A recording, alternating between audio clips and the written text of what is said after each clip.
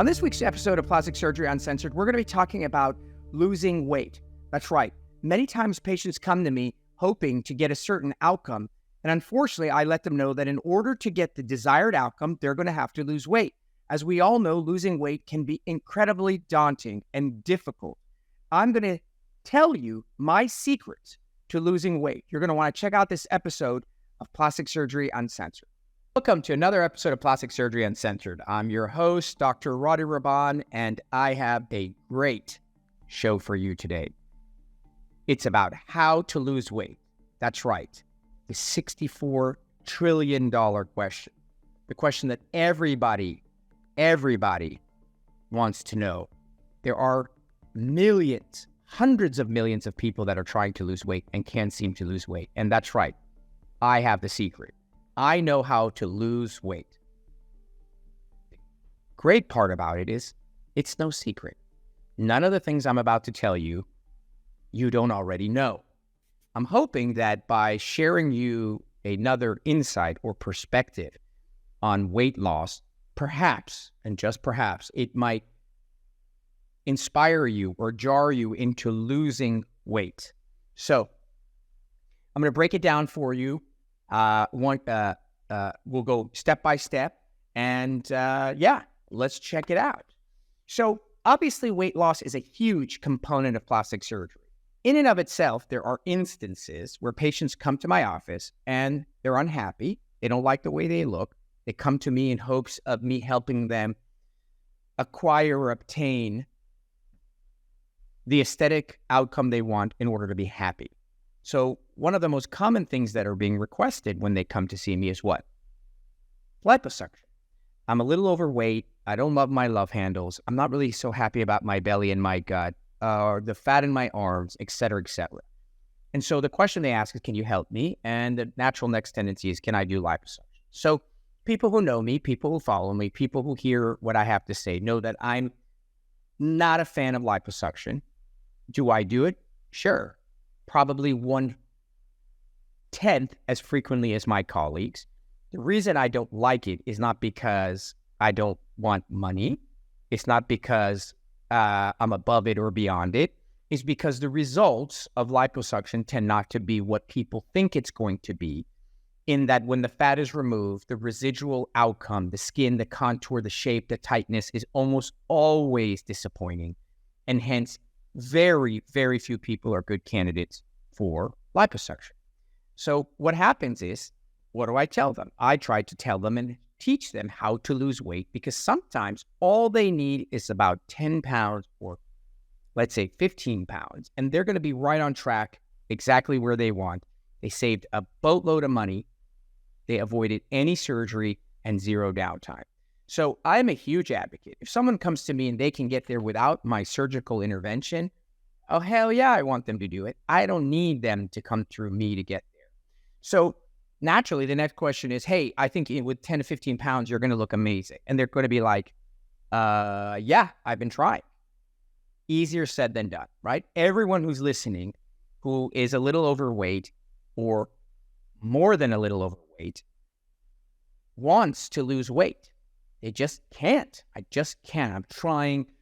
I don't know. My metabolism has changed. You don't understand my kids. There's always some excuse. Yes, it's an excuse. I always tell patients, if you got into a car accident tomorrow on the way to wherever you're going, you broke your jaw in the car accident, we wired your mouth shut, and you could only have smoothies and eat through a straw for 8 weeks, I guarantee you will lose weight. There's no question. You're not going to be like, oh, my metabolism. No, you're going to lose weight. So clearly, it's not your metabolism. Yeah, are some people really lucky, like my wife?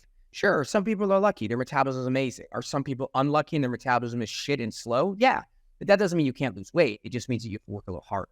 So here are the things, if you will, the so-called secrets of how to lose weight.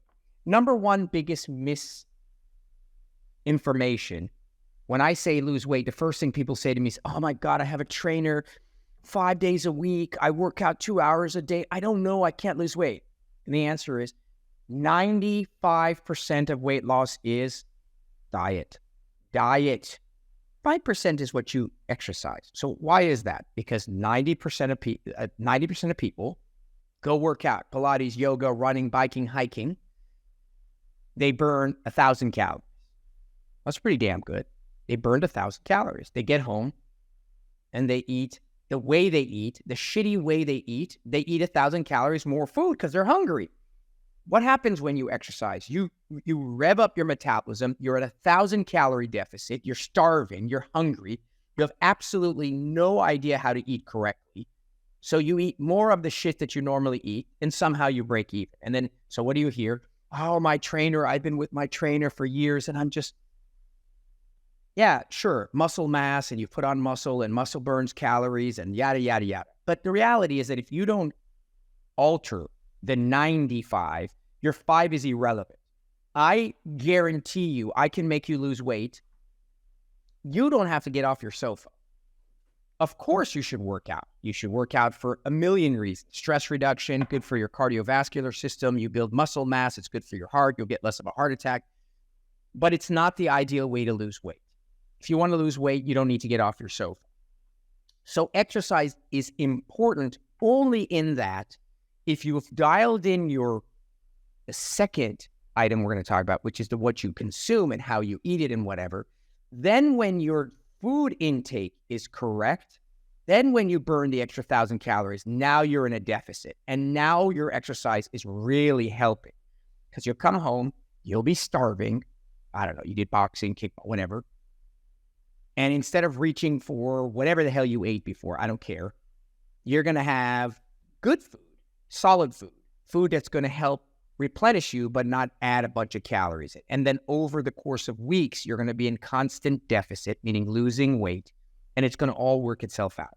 So the real key, at least if you want to do it like, I don't know, 10 to 15 pounds, 20 pounds. I've had patients walk into my office who've lost 180 pounds through diet and exercise.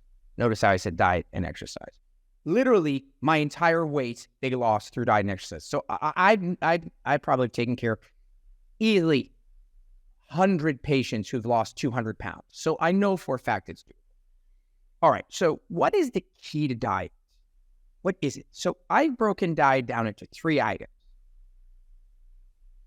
It's what you eat, when you eat, how much you eat. What you eat, when you eat, how much you eat. So let's break this down. So what you eat is, do I eat chips or do I eat broccoli? So that's choice number 1. What the hell are you putting in your mouth? In other words, when I'm hungry, do I eat something high in nutritional value that will fill me up, low calorie, or do I eat something that's low in nutritional value, high in calorie, that doesn't fill me up? So first thing is what you eat. Everybody knows that, right? Everybody knows that, which is don't eat shitty food. Okay, that's no rocket science treat. So why is it that people can't do it? Well, number 1, they buy shitty food. If there is nothing in your pantry, it's just not there. You open it, you're starving. God, I want some chips. Me and my wife have a chip addiction. That's right, I admitted it. I have a chip addiction. If there's a bag of chips, I'm going to eat it. I don't care what it is, when it is, what. So how do we get over this? We don't buy chips. I mean, how we just don't buy it. It's just not in the house. I'm starving. I come downstairs. I open the pantry and there's no chips. So don't buy the goddamn bad food. And then when you're starving and your brain is not functioning and you're just desperate, you won't have anything to eat. And instead buy stuff that you know you don't want to eat, but when you're hungry, you're going to eat it. Like celery, carrots, quinoa, I don't know, almond butter. There's a million of these things. I'm not going to sit here and tell you because there's 8 billion websites that tell you these things. Just buy good food and don't buy shitty food. The other thing is meal prep. Have it ready. Have it ready. Just, I'm starving, and then it's ready. So the next thing is when you eat.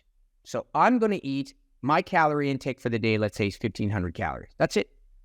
That's what I'm supposed to consume based on whoever the hell made this thing up. So I'm going to eat 1,500 calories of potato chips or 1,500 calories of broccoli? Okay, I'm going to eat 1,500 calories of broccoli because I just told you that's what you need to do. So am I going to eat 1,500 calories of broccoli between the hours of 7 a.m. and 3 p.m.? Or am I going to eat 1,500 calories of broccoli from the hours of 6 p.m. and midnight? So when do I eat it? And there is a time to eat it, and there is a time not to eat it. The later in the day that you eat, there are people who lose literally 50 pounds, and the only thing they've done is stop eating after 6. That's it. You don't have to do anything. Eat the same crap you're eating. Do everything you're doing. Just stop after 6. Because it turns out that your metabolism is slowing down. It's the end of the day. You're getting lazy. You're about to go to bed. You're not burning a bunch of crap. You don't need the calories, and it's just sitting there getting stored. But if you eat it early in the day, you're going to burn it off. That's just rocket science to figure that out. So try to consume your food earlier in the day. That's why they tell you largest meal and breakfast, then the medium meal, and your dinner should be small. The reason that is you don't need it. You don't need the damn calories. What do we do in America? What do? I eat a tiny breakfast, which is coffee and a stupid whatever. I barely eat lunch, and then I chow down at dinner. And when do I eat it? Like 8 p.m. Okay, well, that's genius. Well, yeah, then I can't lose weight, even if it's 5 pounds, because I'm just set up to lose. And the last thing is how much of it you eat. So people are like, I eat healthy. I don't know why. I've eaten broccoli and celery and chicken breast and like quinoa.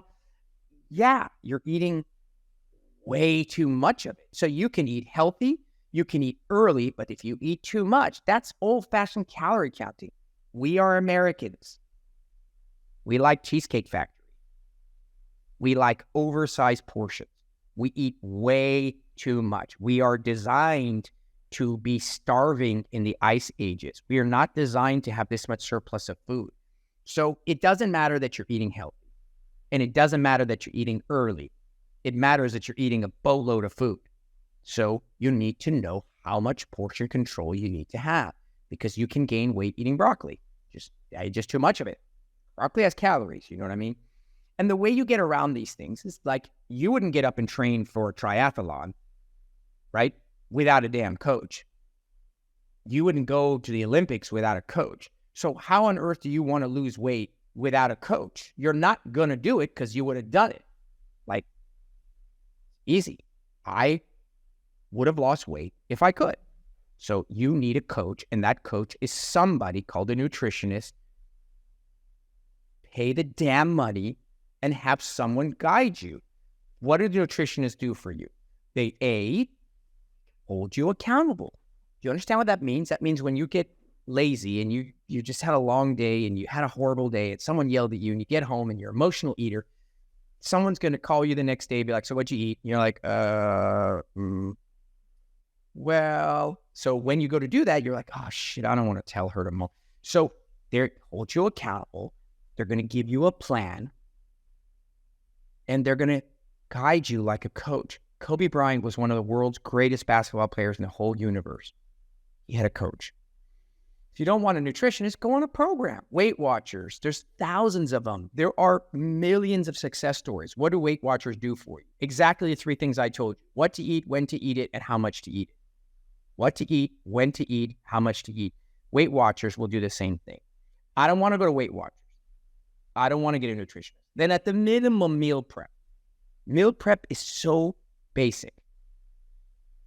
Sunday, sit down, buy a bunch of Tupperware. This is a plug for my wife. Make sure they're glass. Don't buy plastic.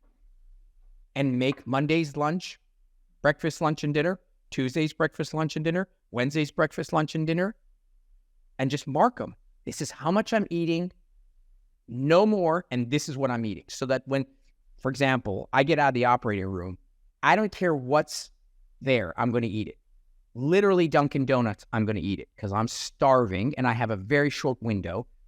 So if I bring food, if I eat healthy. If I don't, I go next door to the pharmacy and grab a bag of chips. Of course, chips. Meal prep. Meal prep is how you're successful. That's why Weight Watchers and all these other places are successful. They tell you exactly what to do. Just follow these instructions. So it's really, really important that you recognize that there is no damn secret. Atkins, keto, intermittent fasting, you name it. They're all the same garbage. It just 6 of one, half a dozen the other. A million ways to skin a cat. They're all the same. They are basic fundamentally of what you're eating, when you eat it, and how much. It just, I don't know, for some reasons, Atkins worked for me. Oh, I have no idea, but for some reasons, I was on keto and it worked. Oh, for some reason, it doesn't matter. There's a reason why they all work, because you're cutting out one of these elements. So what it comes down to is that it's not about I don't know how. It's I don't have the willpower to do it. It's not you can say, oh, this is for rich people. Oh, I don't have the resources. Oh, I'm socioeconomically challenged. What does that have to do with it? Broccoli is not more expensive than potato chips. This information is not hidden from the general population. It's in 3,444,000 Google searches. So it comes down to willpower, which, by the way, I am incredibly bad at when it comes to food as well, because I have my own challenges. It doesn't matter if you want to lose 5 pounds or 100 pounds. Everyone is struggling with this. This is a human nature. We live in a universe where food is everywhere. It's surplus. We're emotionally eating. And so, but we have the tools, and the tools are this map that I just told you. At any rate, so that is the so-called how to lose weight secrets, which are not a secret. We're going to take a quick break, and then we'll come back and we'll talk about the sort of assisted weight loss. I'm not generally a big fan of it, but maybe you need to take some dietary supplements that'll help you curb your appetite. And then there's the I just can't, in which case you need some type of bariatric surgery. It's okay. You need to do what you need to do. The fact of the matter is, living your life overweight, obese, morbidly obese, super obese is just a recipe for a disaster. So if for whatever reason you can't do it on your own with a coach, whatever, okay, plan B, okay, plan C. But the fact of the matter is we have to, as a nation, and we have to, as a society, live healthier. It's not about skinny fat. No, that's not the terms. It's about when I'm overweight, my heart is struggling, and I have a 50,000 times higher rate of having a stroke and heart attack. Plain and simple. So let's take a quick break, and then we'll come back and we'll chat a little about these other modalities. All right, be right back.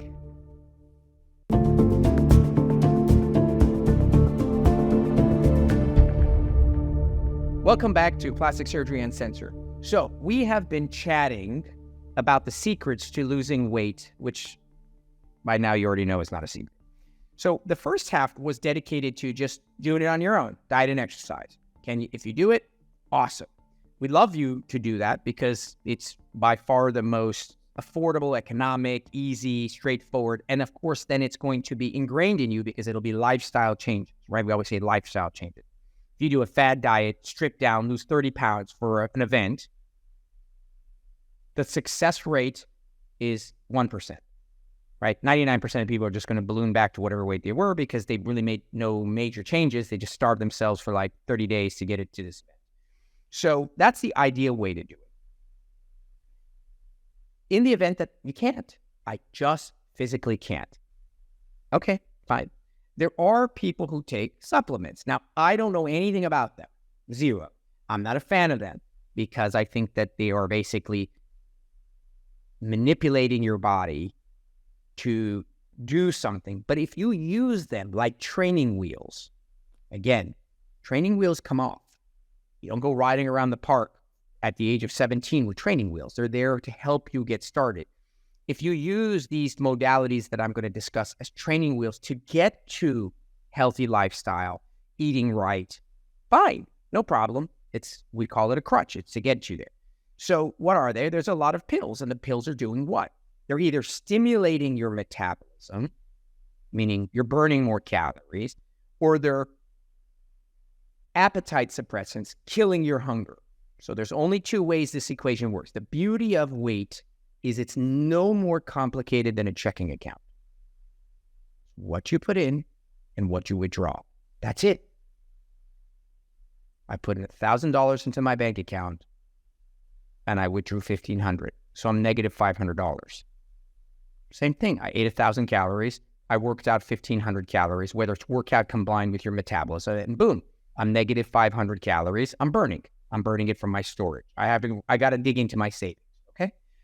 So the pills historically, there was pills that were like fen-phen, and fen-phen was a huge fad. And I actually think these phentermine and other types of amphetamines and stimulants are still popular.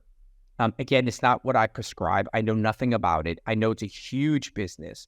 They're like iterations and cousins of cocaine and methamphetamine, right? They're all kind of like, that's why 90s Coke addicts were all skinny, because you're not eating, you're burning a ton of calories. But in these pills, sometimes it helps people. So what they're doing is curtailing your appetite and burning more calories and revving up your metabolism.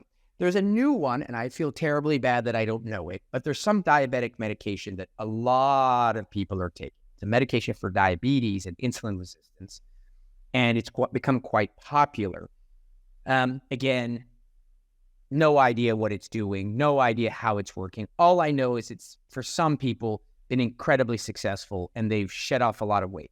Now, will they be able to transition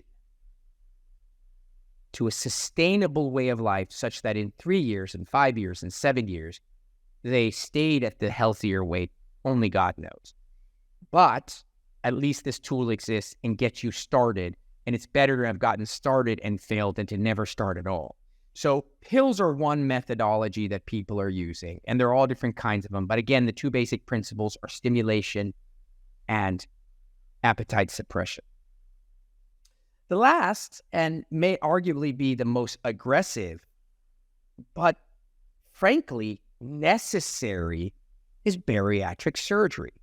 So bariatric surgery is a process in which a surgeon will go into your intestinal system, starting from your stomach down to your intestines, do something there that will then cause you to either malabsorb, you're not absorbing the calories, it's restrictive, meaning when you eat, you feel full, it is causing you to bypass certain areas. There are a lot of different kinds of bariatric surgery, and bariatric surgeries has evolved, right? It started out with something called the gastric bypass, meaning you were bypassing segments of your intestines, which were absorbing the calories. And I think it's still being done on a much smaller scale, in a much better way, but it really has been overtaken by other surgeries. Then there was a massive trend towards something called the lap band, right? It was all over the place, in which you put a little kind of a balloon around the neck of the stomach, and when you would eat, you'd be full. I mean, if you couldn't eat, you barely could eat any food. It was like restrictive. The problem was that it later turned out to have a million issues. It was eroding and blah blah blah blah blah. So they did away with that. And if I'm not mistaken, right now the most popular and most effective way, which is actually ironic because it was an original idea, is called the gastric sleeve, which is you go and you basically cut a segment of the stomach out. It's gone. And therefore, when you eat, you have a much smaller stomach and you're full almost immediately. And that's the new, most popular type of bariatric surgery. That bariatric surgery is being done, historically used to be in people that are really overweight. We used to go by BMI, their body mass index. And you'd have to be obese or super morbidly obese or what have you. Today, just like the lip lift or other surgeries that are being done very aggressively, it's being done in less heavy people. So let's say you're 5'5" and you weigh 175. Well, you're overweight, but you're not super obese, but it's being done. So that, again, is between the bariatric surgeons in the world. But again, I'm not going to pass judgment. I'm saying if it allows you to get going and on the right track, high five. What is the objective here? Why are we losing weight? We're losing weight because having excess weight creates strain on our physiology and then leads to early mortality and high level of morbidity and crappy, poor quality of life. Let's be sure we understand that. I don't care what you weigh. I'm just saying that when you are having a heart attack at 38, knee replacement at 40, or stroke at 47, there's a problem. So the bariatric surgery, this sleeve seems to be what's most popular now. What's the issue? Again, like the pills, if you don't use that period of time in which you're actually eating and being full to retrain your brain to eat less, which is what you eat, when you eat, how much you eat. If you're not retraining your brain to manage those elements, you can eat through your sleeve. What does that mean? You just keep eating, and gradually you expand your stomach and you're back where you were. So these things are not going to make you stay skinny or lose weight forever. They'll get you started, but there is no shortcut to diet. Just none. You're a car, and it all comes down to the gasoline you're pouring in. You can add some, extra things to it, but you're going to need to know what gas you're going in. So I think that weight is fascinating because it affects our mood, it affects our ability to enjoy life, it affects the way we look, it affects our aesthetics, it affects so many elements of who we are as a human. And so weight is a big, big burden in America. And so I think this idea of how to lose weight, which was the segment name, and its secrets is very important. And I at the end of the day, I'm saying nothing original. I'm the type of person that likes things organized or outlined so that I can grab it and remember it. So I tell my patients every day, literally every day, change your diet, lose 10 pounds before your tummy suck. Change your diet. I need you to lose 6 pounds before your mommy makeover. Oh, I don't know, I can't. It's what you eat, when you eat, how much of it you eat. Just that simple.